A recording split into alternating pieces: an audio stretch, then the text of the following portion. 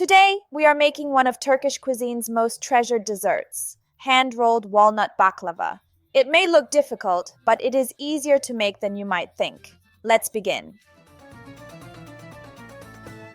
The dough is very important in baklava. The longer it rests, the easier it is to roll out. So I begin by preparing the dough. I crack an egg into a bowl, then add vegetable oil, yogurt, bicarbonate of soda or baking powder, vinegar for extra crispness, and milk. I mix everything thoroughly.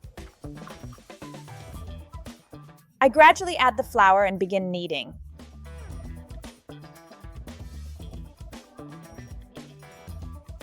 The dough has come together. I cover it and leave it to rest for around 25 minutes. Then I divide it into portions.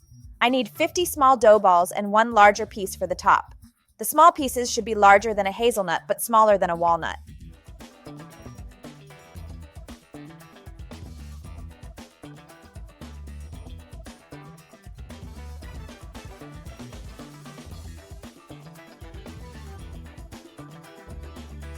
Using starch, I roll each piece to the size of a dessert plate.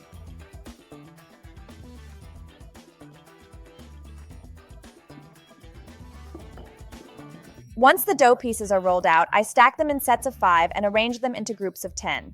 I then roll each stack until paper thin. Remember to use plenty of starch.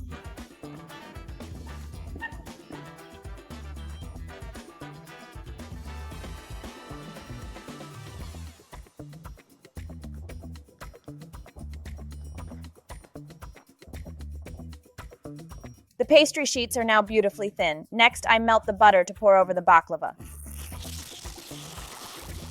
You can also use clarified butter. If using regular butter, make sure to skim off the foam, otherwise the top of the baklava may burn. Before arranging the pastry, I lightly grease the baking tray. Once the butter has cooled to room temperature, I add around half a small Turkish tea glass of vegetable oil and mix it. I brush a little over the base of the tray, then begin layering the pastry sheets. I spread the first layer evenly. Any excess around the edges can simply be folded inwards. I continue with alternating layers of walnuts and pastry.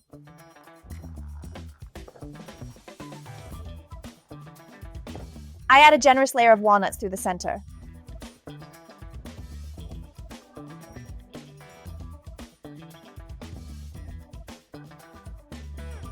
I place the final stack of 5 pastry sheets on top, followed by the single sheet prepared for the top layer. I neatly trim away any pastry hanging over the edges, brush the surface with a little butter, and begin cutting the baklava.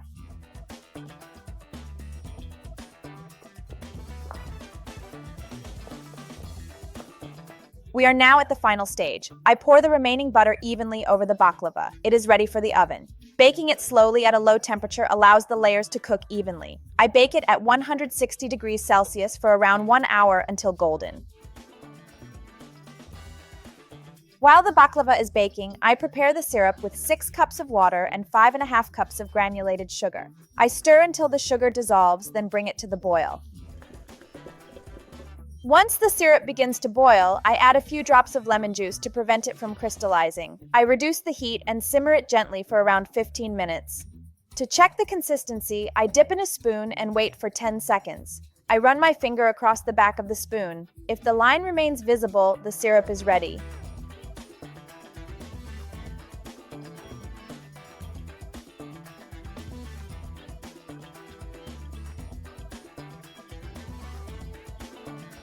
We need to be a little patient before tasting this beautiful baklava. I set it aside to absorb the syrup before serving.